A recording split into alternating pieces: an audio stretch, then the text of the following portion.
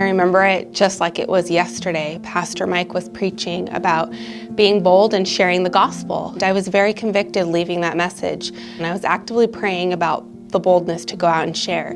One day I was at work and I met this amazing girl I was teaching with, and I just felt that this was the opportunity I was praying for. A couple weeks later, Pastor Mike said, if there's anybody that you feel convicted to reach out to, or anybody that you should be praying for, write their name down and pray for them. And I remember looking down at the bulletin and writing down Andrea's name. We started talking, and I reached out to her and invited her to church and got her phone number. And that night I got home and I texted her and we began a conversation. And little did I know that God was working in her life as well. Normally I'm happy, I'm cheerful, and that's the way that I am at work. There's no way that Nancy would have known how hurt I was inside. My life was completely directionless. The one factor in my life that was missing was God.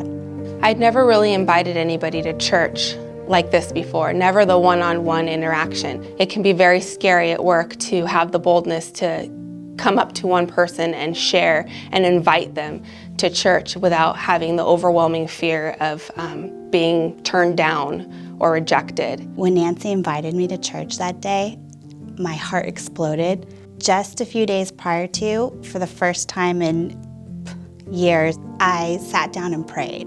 I asked God to give me a direction. I asked for a door to be open. I just didn't know where to start. I went to church with her a few weeks later, and that began my journey with Compass. Looking back, I am so thankful that I fought through the feelings of being nervous and scared, and that I asked God to help me in advance. After inviting Andrea to church and developing a relationship with her and going through partners and seeing how God was working in her life at the same exact time He was working in mine, it's given me a great reminder to be reminded to go and share the gospel.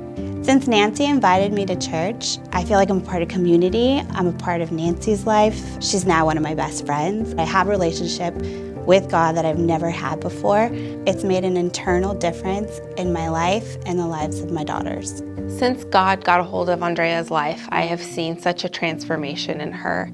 We never know where people are in life, what they're struggling with, what they're going through, but we know that we are called to share the gospel, and we know that everybody needs Christ. So let me ask you this. So let me ask you this question. Who are you inviting to church?